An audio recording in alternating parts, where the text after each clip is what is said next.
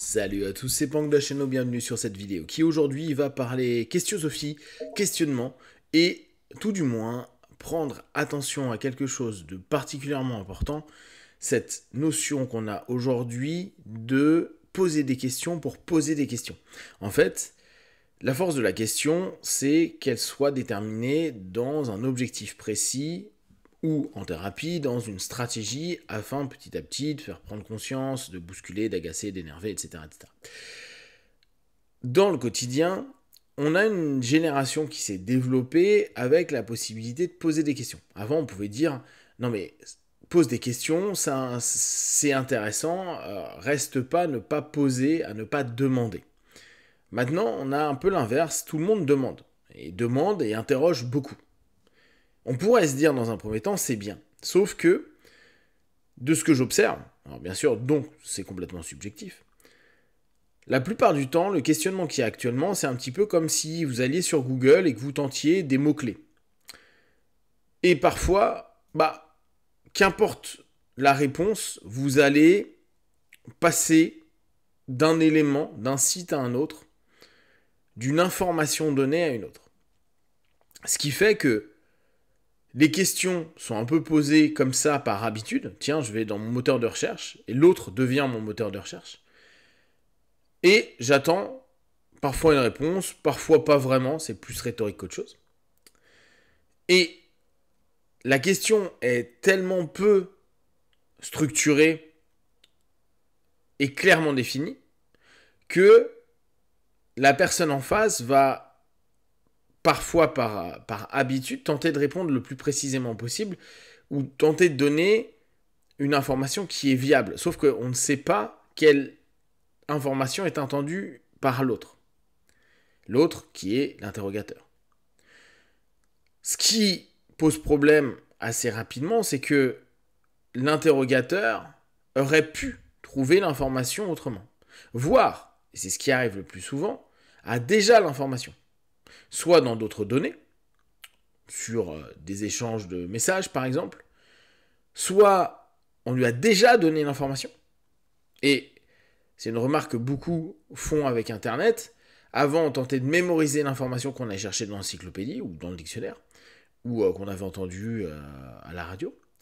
Maintenant, on ne fait pas l'effort de retenir, et on redemande à Google la même question, ou à Wikipédia la même question qu'on a posée 2 jours avant, 5 jours avant, ou peut-être une journée avant. Il n'y a plus cet effort-là. Ce qui fait que l'autre devient un distributeur, un modèle de répétition de choses dont l'information, qui officiellement devait intéresser l'interrogateur, a déjà été posée, partagée, échangée. On arrive dès lors à une façon de fonctionner sur le questionnement, oui, maintenant les gens posent des questions. Ils me posent des questions, limite en QQ au QCP, donc qui, quoi, où, quand, comment, pourquoi, etc. Mais sans avoir l'écoute, et on revient à une capsule que je vous ai fait il y a quelques jours, cette posture de se dire, tiens, je recherche précisément quelque chose, donc je ne vais pas faire perdre du temps, entre guillemets, je ne vais pas surexploiter la base de données de l'autre, simplement pour tenter d'obtenir une info, ou simplement lui faire répéter, ou simplement pour montrer que j'ai un pseudo-intérêt sur le sujet de la personne, alors qu'en réalité, je m'en fous complètement. Et à partir de là, ça fait réfléchir sur nous, notre façon de construire un dialogue, une relation, on va dire hors cabinet, avec le questionnement. Qu'est-ce que vous recherchez quand vous questionnez? Est-ce que c'est clair l'information que vous souhaitez obtenir? On peut revenir sur des notions très basiques. Quand est-ce que vous allez savoir que c'est la bonne data? Et cette notion de demander, cet automatisme d'aller dans ce questionnement, d'où il vient si l'information a déjà été posée? Pourquoi il n'y a plus l'effort? L'effort d'aller rechercher de l'information, l'effort de se souvenir, l'effort quant à l'information qui t'intéresse de le noter, que ce soit sur ton téléphone, sur un post-it, etc., etc. Qu'est-ce qui fait que l'interrogation maintenant devient potentiellement du bruit, et on peut aller même plus loin, se poser la question de est-ce que le questionnement ne devient pas simplement une prise d'espace.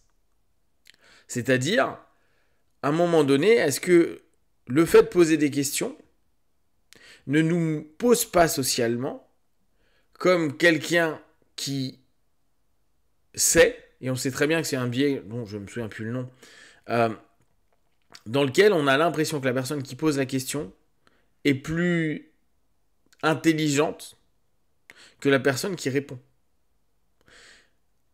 Parce qu'il y a une espèce de notion complètement biaisée du cerveau qui fait, tiens, cette personne-là, elle pose des questions qui semblent subtiles, intéressantes, etc., etc.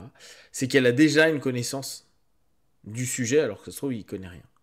Et cette notion de prise de place, c'est pour ramener du stroke. Et non pas une prise d'information. Ce qui fait que si on reprend un petit peu les notions en AT, on est un petit peu dans des transactions cachées. On est dans des transactions à tiroir. En réalité, qu'importe la réponse que vous allez donner, la personne est là plus pour remplir le champ d'espace, d'attention, de présence, voire limiter à ce moment-là, paradoxalement, ce que vous allez donner comme information, comme échange, parce que il peut constamment couper en posant d'autres questions, sans jamais réellement prendre attention à ce qui est partagé. Donc, la notion de se dire poser des questions, c'est bien. Moi, je suis quelqu'un qui défend beaucoup cette idée-là. Mais maintenant, je vais être plus précis à dire poser des questions avec une idée, une stratégie, un objectif. Avec une posture. Et la plupart du temps, quand je vous parle de questionsophie, je vous parle cadre, posture, questionsophie. Parce que, justement, l'ensemble du questionnement doit être cadré. Cadré sur plein d'éléments, on en a déjà vu quelques-uns sur ces vidéos. Et la posture qu'on va avoir, le cadre crée la posture, on décide une posture en fonction du cadre, va nous permettre de vraiment avoir un intérêt au questionnement, un objectif qui va être précis et quelque chose qui ne va pas être simplement une utilisation potentielle de l'attention de l'autre. Qui peut, si on va plus loin, être une prise de pouvoir, une prise du temps de l'autre, une prise de l'effort de l'autre, une prise d'énergie pour que nous, on puisse obtenir à ce moment-là une info qui nous intéresse ou qui ne nous intéresse pas. Donc, redonner du respect à la personne qui répond, au sachant. Alors, après, on sait très bien, dans des relations sociales, poser la question pour que la personne parle, c'est aussi une stratégie pour que la personne puisse se libérer, parler, se mettre en avant, etc., etc. Et là, c'est une stratégie. Il y a quelque chose derrière.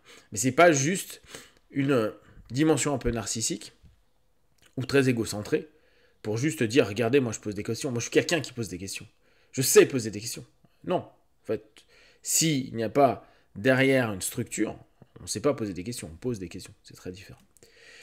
Si vous avez des remarques à ce sujet-là, partagez sur Facebook et YouTube. J'y répondrai le plus rapidement possible. Comme d'habitude, de tout ce que je propose, ne prenez que ce qui est bon et juste pour vous. Testez, observez, analysez, concluez. Be one. Ciao.